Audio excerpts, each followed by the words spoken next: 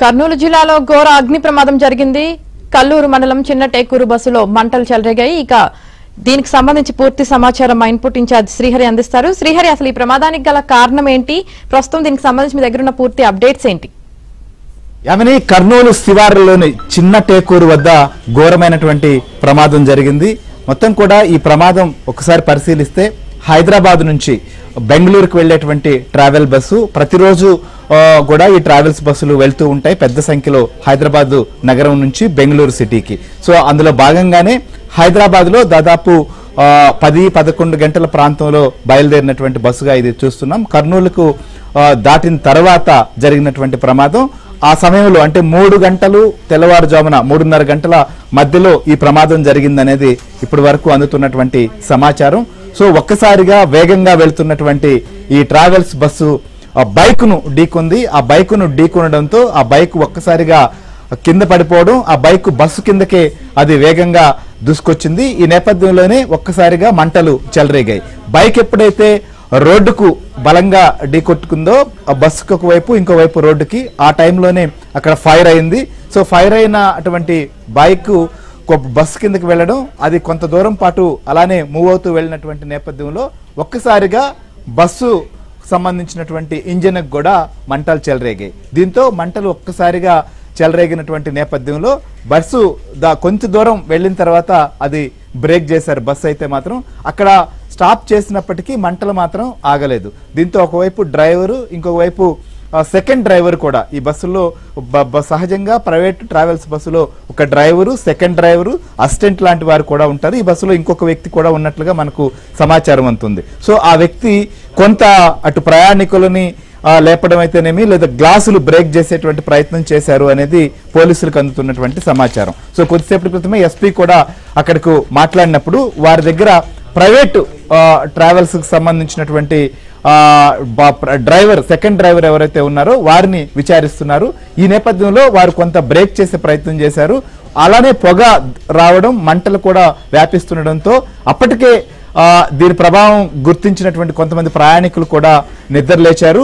ఎందుకంటే తెల్లవారుజామున 3 గంటల ప్రాంతం అనేది సహజంగా గాఢ నిద్రలో ఉండేటువంటి సమయం. ఈ గాఢ నిద్రలో ఉన్నటువంటి సందర్భంగా జరగడంతో ఎవరికి కూడా ఏం జరుగుతుందో తెలియలేదు. కానీ పొగ వ్యాపిస్తోంది, మంటలు వస్తున్నాయనేటువంటి దాంతో ఒక్కసారిగా కొంతమంది ప్రయాణికులు ఎవరు అప్పటికి నిద్ర లేచినటువంటి వారు వెంటనే ఆ గ్లాసు అద్దాలు కూడా మొత్తం కూడా పగలగొట్టారు. బస్సు అద్దాలు వీలైనంత వరకు ఎన్ని అవకాశం ఉంటే అన్ని అద్దాలు పగలగొట్టారు. అలా బయటకు కొంతమంది దూకేశారు. అలా దూకినటువంటి వారు దాదాపు 10 నుంచి 12 మంది వరకు ఉన్నారు.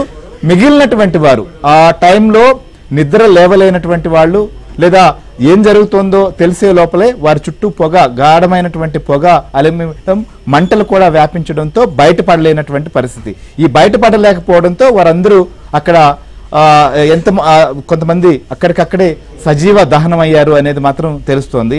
సో ఇప్పటి వరకు మనకు వస్తున్నటువంటి సమాచారాన్ని చూస్తే ఇది అతిపెద్ద రోడ్డు ప్రమాదంగా చూడాలి. మనం గతంలో మహబూబ్ నగర్ జిల్లాలో కూడా ఇలాంటి రోడ్డు ప్రమాదాన్ని జరిగింది. తర్వాత ఇప్పుడు జరిగినటువంటి ప్రమాదం ఈ బస్సులో 36 నుంచి 42 మంది వరకు ప్రయాణిస్తున్నారు అనేటువంటిది ఒక సమాచారం పోలీసుల ద్వారా అందుతోంది.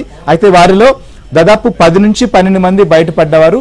మిగిలినటువంటి వారి పరిస్థితి అయితే మాత్రం సమాచారం లేదు. కాబట్టి 20 నుంచి 25 మందికి పైగా మృతి చెంది ఉంటారేమో అనేది అనుమానం. అది కూడా నెంబర్ అనేది ధృవీకరించాల్సినటువంటి పరిస్థితి. ఎందుకంటే బస్సు మంటలు ఇప్పుడే ఆర్పడం జరిగింది, కానీ ఇంకా కొంత పొగలు వస్తుండడం, చాలా హీట్ కూడా బర్న్ అయింది కాబట్టి మొత్తం కూడా ఉండడంతో లోపలికి వెళ్ళి మొత్తం బాడీలని బయటకు తీస్తే మాత్రమే తెలుస్తుంది. కొన్ని బాడీలు పూర్తిగా అక్కడ బస్సులోనే కాలిపోయాయి, గుర్తించలేని పరిస్థితి కూడా ఉందనేది మనకు పోలీసుల నుంచి వస్తున్నటువంటి సమాచారం. అయినప్పటికీ పోలీసులు, ఇటు ఫైర్ సిబ్బంది, ప్రభుత్వ యంత్రాంగం అక్కడికి చేరుకుని సహాయక చర్యలు చేపడుతున్నారు. బస్సులో ఎంతమంది ప్రయాణించారు అనేటువంటి సమాచారాన్ని కూడా సెకండ్ డ్రైవర్ నుంచి అట్లనే ఇది కావేరీ ట్రావెల్స్ అంటున్నారు, ఏ ట్రావెల్స్ ఆ ట్రావెల్స్ సంబంధించినటువంటి యాజమాన్యంతో కూడా మాట్లాడేటువంటి ప్రయత్నం చేస్తున్నారు. హైదరాబాద్ నుంచి ప్రయాణం మొదలైనప్పుడు యాక్చువల్ గా ఎంతమంది ఉన్నారు, సో కర్నూలులో ఎవరన్నా దిగారా, కర్నూలులో ఇంకెవరన్నా ఎక్కారా, ఎక్కితే వారెంతమంది, సో మొత్తం టోటల్ ఉన్నటువంటి నెంబర్ ఏంటి. ఈ నెంబర్ లో ఎందుకంటే బస్సు అసిస్టెంట్ డ్రైవరు లేకపోతే ప్రయాణికులు కొంతమందిని పగలగొట్టి బయటకు దూకారు.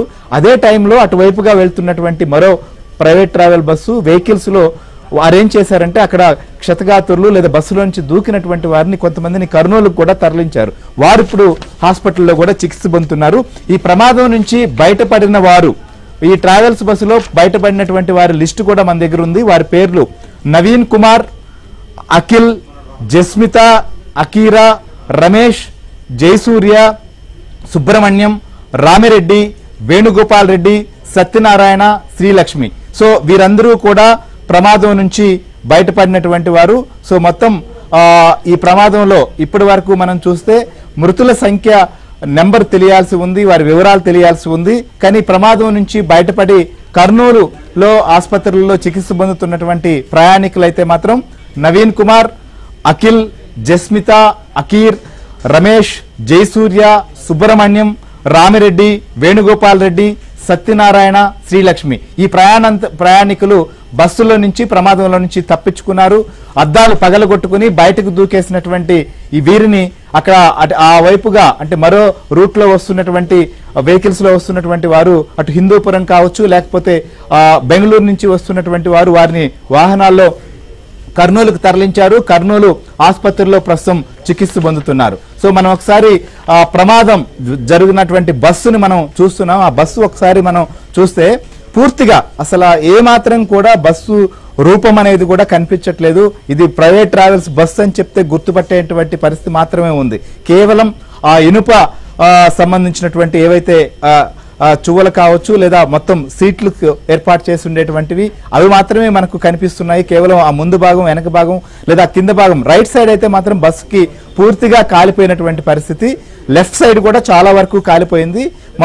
మొత్తం బస్సు పూర్తిగా కూడా చూస్తే లోపలైతే మాత్రం, ఎందుకంటే ఆ సీట్లకి ఏంటంటే రెగ్జిన్ సీట్స్ చాలా వరకు ఉంటాయి.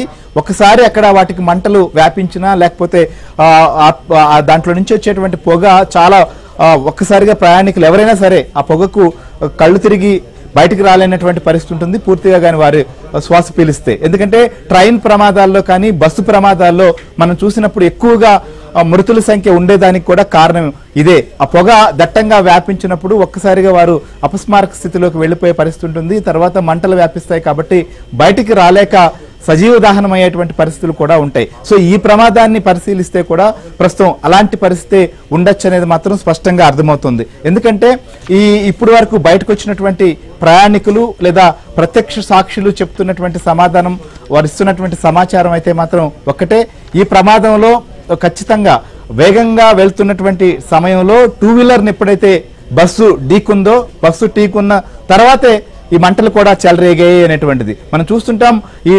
ఏదైతే ఇది ఇటు బెంగళూరు అలానే హైదరాబాద్